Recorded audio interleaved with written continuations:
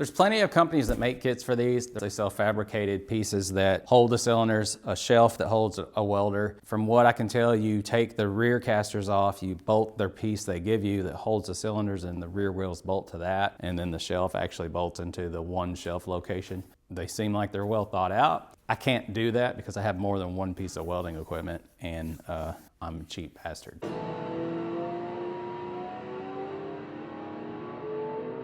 I had an old toolbox. I had a welding cart that I'd outgrown. I had welding equipment everywhere. A new additional cylinder because I just started TIG welding last week.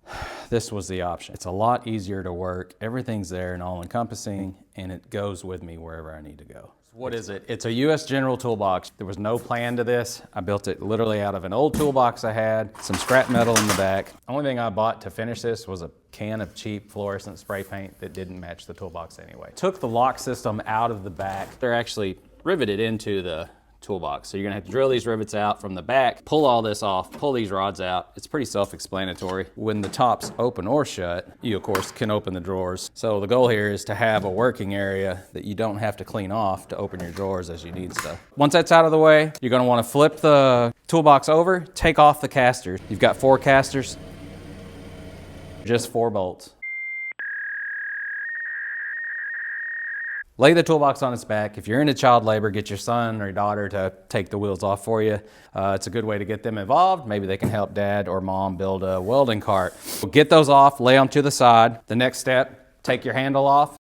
You'll open the toolbox, 2 bolts, pull it off, put the bolts back in the toolbox, which I ironically didn't do. Don't be like me. At least put 2 back in there. Thanks for catching that. Leave the handle to the side because you'll need it later. Square tubing I had. A buddy Stefan gave me this square tubing when he was finished building a shop, and I just use it for everything until it's gone. Metal's not cheap anymore, but if you have anything laying around though, anything would work. You're not talking about a lot of weight. So built a rectangle, 50 by 19. I welded the casters to that. I welded braces throughout. I think I have a brace here under the cylinders, a brace here under the edge of the toolbox, maybe one in the center, another one here, and then another one here with a brace.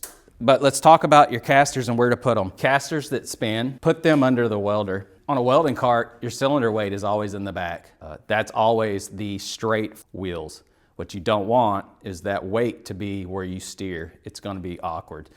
Typically, you'd want even your handle back there. I use the handle in the front with the machines just because I wanted something to wrap my leads around without hanging something off the back. What I'm gonna do is pull these cylinders out of here to show you exactly how I did this.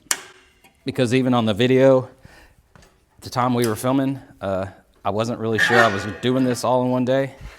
And the focus was on the build, which is coincidentally a 57 F100 on a 2008 Ford Explorer. If you're interested in a chassis swap like that, I'll put a link to that video at the end of this one. What you're looking at is actually the bottom of the shelf. So you're gonna take your shelf, you're gonna flip it upside down and use something to trace out your circles. Let me show you what I used. You use this wheel spacer to simulate the cylinder width and just kind of eyeball it like we do everything else here. I'm sure there's other things you can use for this. I'm not saying go out and buy a set of wheel spacers, but a lot of people have them. This one would work as well. A plate would work. A soap dish. This is, I bought this for $5 at a swap meet. And it was probably a stack of them. It probably wasn't one because I'm not the type of guy that would pay $5 for this. I'm just a cheap bastard. But get the hole drawn on the bottom of the shelf is the point.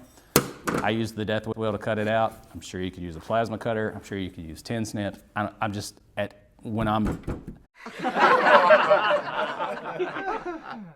built that way for my whole entire life. So if I get something like that, I'm just going at it. You cut that out. You can tell I eyeballed the shit out of it. Just get it centered, you know what I mean? Like 19 1/4, so we're gonna say 19. So this isn't centered at all, but it still looks good. And then this piece here, as ghetto as this looks, it works. This piece is actually off of the piece that we cut out, and it was a piece that runs long ways on the shelf, which is basically the front of the shelf.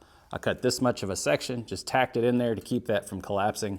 Get that done, spray paint it, do whatever it is you do. Once you're done with that, you bolt it back where it was, but you put it in upside down. Quick word of advice, whatever measurement you think that is, add 2 inches to it. So count the toolbox, 30 inches. Keep in mind your top is a little, you probably got a 1/4 inch wider. Count 30 inches plus whatever amount you need for welding equipment and whatever amount you need for your cylinders. Add that all together, add 2 more inches. That's your total length. The width can be the width of the toolbox, so everything stays uniform, assuming you have 2 or less normal size cylinders and your welding equipment isn't some mammoth, 4-foot long machine. If that's the case, I'd probably turn it long ways and just extend the length, but you might be on your own on that deal. I spot welded the toolbox to the cart while I was doing the assembly of the shelves. The shelves are welded to the cart. I know for a fact I'm never taking this apart. This is gonna be a welding cart for the rest of its life as long as I'm still alive. I was done, I was fed up. I literally stopped production on a chassis swap because I couldn't get around the shop. I was tired of tripping over my own shit. This was a way to get rid of a welding cart, get rid of a toolbox footprint, get all of my spread out welding and cutting equipment together on one page, get all of the consumables into one box, my metal bending, magnets, everything that I'm always running around the whole shop. If you've ever watched the channel, you know how frantic I am. It's worse than actually how fast I'm talking now. Everything is here. And that's an element that I chase all the time in a small shop. And this may be my defining moment, as pathetic as that is.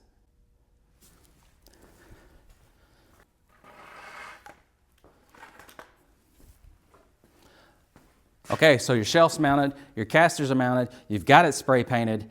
Mount your handle on the end of your shelf. You want to drive on this side. I don't know why, it feels better. I've said that before, I want to make sure you hear that again.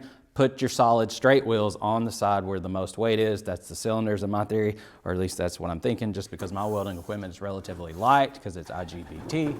There goes the shop dove. Homing pigeon, that's new. Don't even get me started. This is just a magnetic cup holder. What it works good for is to hold anti-spatter spray. You sit it wherever you want it, boom. Thanks for watching. If you're new to the channel, go check it out. We do chassis swaps, we build hot rods, we blow wheels and tires over houses with airbags. There's no telling what you'll see. It's Mugg Customs, it's this channel. I don't know why I'm telling you like you're not already there, but this is some DIY content. I've probably personally just wrecked my whole algorithm, but I don't care. I wanted you to see what we did. I'm proud of this. I built it on a whim and it worked, and that's rare. So thanks for watching. Please like and subscribe. Please share this video with anybody. Go to muggcustoms.com, buy a t-shirt, sticker, support the channel, support crazy builds, even toolbox builds, and pigeon food, whatever that is. I'm probably gonna have to start buying that.